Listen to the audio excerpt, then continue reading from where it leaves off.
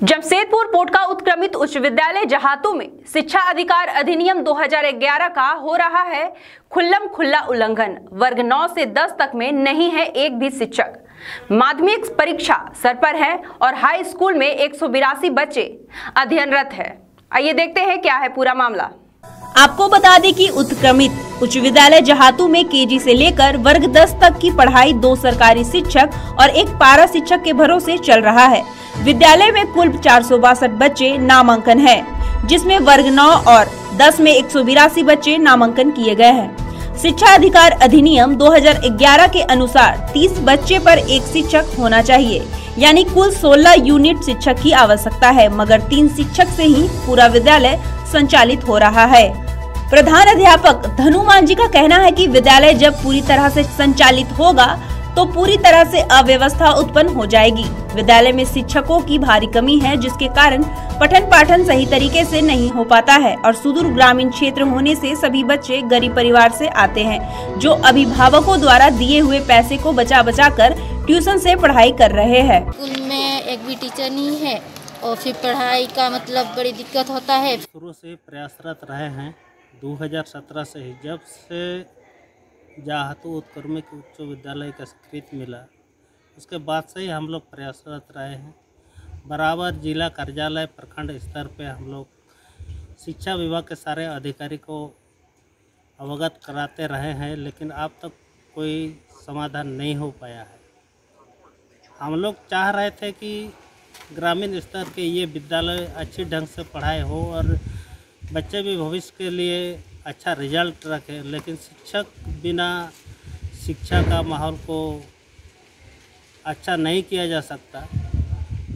इसीलिए सारे ग्रामीण हम लोग अभी नाराज़ हैं और तय कर लिए हैं कि आने वाले आगामी 15 मार्च तक अगर शिक्षक की समस्या का दूर नहीं होता है तो बाध्य होकर हम लोग स्कूल में ताला बंद कर देंगे। इसके अलावा हमारे पास कोई रास्ता दिखाई नहीं दे रहा है। तो आवेदन दे रहे हैं डीओ, डीएससी, डीसी, मुख्यमंत्री कार्यालय। जब रघुवर दास जी थे, उनके कार्यालय में देखे आए थे, उनका हमको लोग पत्र भी मिला है कि व्यवस्था होगा, लेकिन अभी तक हुआ नहीं।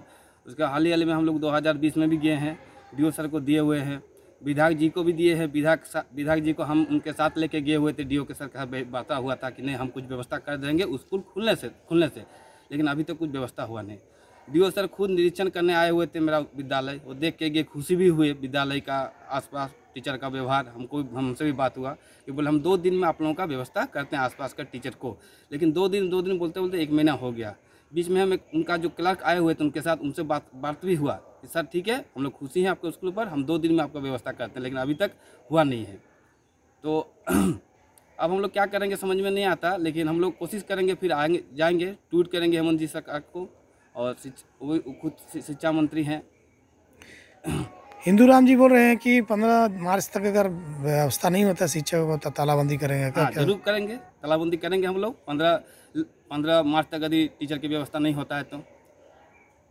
विद्यालय जहातू ऐसे उच्च विद्यालय तो 2017 से हुआ है, लेकिन मिडिल स्कूल पहले से चलता आ रहा है। फिलहाल स्कूल में 462 बच्चे अध्ययनरत है, जिसमें गवर्नमेंट शिक्षक 2 ही हैं और पारा शिक्षक 1 हैं। विद्यालय में पठन काफ़ी दिक्कत है, इसलिए कि बच्चे लोग आने का आते हैं, जैसे अभी 8 to 10 का स्टूडेंट लोग आ रहे हैं, स्कूल संचालित है, लेकिन इसमें भी दुविधा यही है कि विभाग का बहुत सारे काम है, वो सब भी संभालना पड़ता है, देखना पड़ता है। इसके ऊपर अगर सब स्टूडेंट KG to 10 का जो स्कूल संचालित होगा उसमें हम लोग को और काफ़ी दिक्कत होगी, क्योंकि ऐसे तो शिक्षक का अभाव है ही। प्राथमिक से मध्य विद्यालय तक उसमें भी शिक्षक की कमी है, और उच्च विद्यालय में एक भी शिक्षक कार्यरत नहीं है, जो काफ़ी दुविधा की बात है। बिना शिक्षक का कैसे पढ़ ले रहे हैं हाई स्कूल के बच्चे?